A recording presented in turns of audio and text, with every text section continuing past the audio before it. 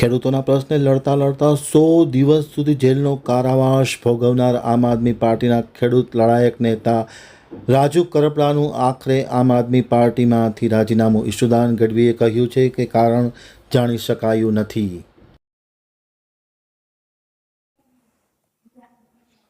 આજે ખેડૂત નેતા રાજુભાઈ કરપડાનું મને વોટ્સઅપ પર રાજીનામું મળ્યું છે.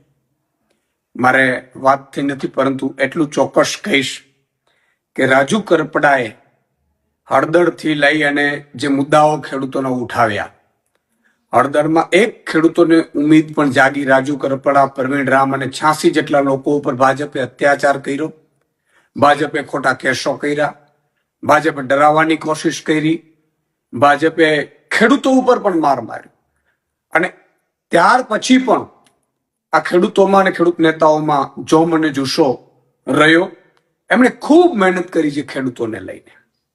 કઈ મજબૂરી હશે એ હજી મારે જાણી નથી શકાયું, પરંતુ એટલું ચોક્કસ કહીશ કે એમણે ખેડૂતો માટે અને ખેડૂતો માટે વ્યવસ્થિત ભાવ મળે, ભાજપ જે અત્યાચાર કરે છે, ભાજપ જે લૂંટ ચલાવે છે, એપીએમસીમાં લૂંટ ચલાવે છે, એને લઈને એમણે ખૂબ આંદોલનો કર્યા, મહેનત કરી.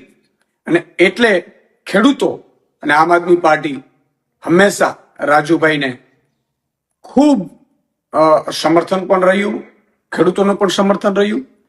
અને આમ આદમી પાર્ટીએ પણ તમે જોયું હશે કે હળદર કાંડ પછી ભગવત માનજી અને અરવિંદ કેજરીવાલ સાહેબ સુદામડામાં સભા કરી. ખેડૂતો લગભગ 50,000થી વધુ ખેડૂતો એકઠા થયા. ભાજપ એટલું ડરી ગયું હળદર કાંડ પછી અને સુદામડામાં સભા થઈ, એટલે 10,000 કરોડનું પેકેજ આમ આદમી પાર્ટીના લડવૈયા યોદ્ધાઓના કારણે મળ્યું. પ્રવીણ રામ હોય, રમેશ મેરો, તમામ લોકો.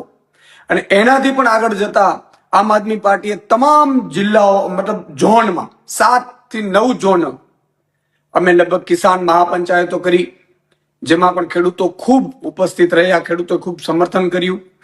અને આ નેતાઓ અને ખેડૂતોના સમર્થનમાં અમે સાઇન કેમ્પેન ચલાવ્યું અને 13,000 ગામોમાં નાની મોટી મિટિંગો કરી, ખેડૂત પંચાયત કરી, ન્યાય પંચાયત, અને લગભગ 80,000થી વધુ ખેડૂતોના આપણે સાઇન કેમ્પેન લઈ અને સમર્થન મેળવ્યું. અને એ અમારું ડેલિગેશન એ ત્યાં ગયું, મુખ્યમંત્રીશ્રીને માનનીયને મળ્યા. પણ એટલું ચોક્કસ કહેશું કે ખેડૂતોને આમ આદમી પાર્ટીને એના લીડરો ઉપર ખૂબ ઉમ્મીદ છે. અમે ખૂબ સંઘર્ષમાંથી ઊભા થયેલા છીએ. ભાજપ હંમેશા કોશિશ એવી કરતી હોય છે કે લીડરો તૂટી જાય, લીડરોને સામ દામ દંડ ભેદ કરીને હેરાન કરવાની કોશિશ કરવામાં આવે. રાજુભાઈ સાથે સુધી મને હજી ખબર નથી, મારી વાત નથી થઈ. એટલે હમણાં 2 દિવસ પહેલા જ મારા ઘરે કાર્યક્રમમાં આવ્યા હતા. મેં લગભગ તમામ ખેડૂતો અને ખેડૂત નેતાઓનું અહીંયા 10-12 હજાર લોકોની વચ્ચે સન્માન પણ કર્યું હતું. યોદ્ધાઓનું, ખેડૂતો પણ ઉપસ્થિત રહ્યા હતા. અને ખેડૂતોને પણ ખૂબ મોટી ઉમ્મીદ છે આમ આદમી પાર્ટીને એના નેતાઓ ઉપર, એના સંઘર્ષ ઉપર. એટલે કોઈ મજબૂરી રહી ખબર નથી, પરંતુ ભાજપ હંમેશા કોશિશ આવું કરતું રહ્યું છે.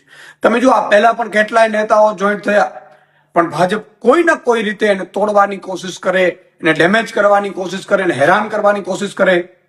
જેલમાં પણ અત્યાચાર આ ખેડૂત નેતાઓ ઉપર કરવાનું ભાજપ ચૂક્યું નહોતું. મેં જે રીતે જેલમાંથી આવ્યા પછી બધા જે આગેવાનો મળ્યા છે, ખૂબ અત્યાચાર કર્યા છે. યાર, એ લોકોનું વાંક શું હતું?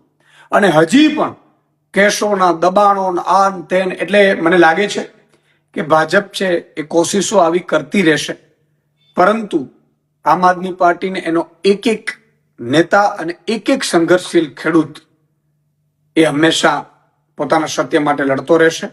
રાજુભાઈ સાથે મારી વાત થઈ નથી, પરંતુ એટલું ચોક્કસ કહીશ કે મજબૂત નેતા છે, ખૂબ મહેનત કરી છે, સંઘર્ષ કર્યો છે અને લોકો માટે લડ્યા છે. જય જવાન, જય કિસાન.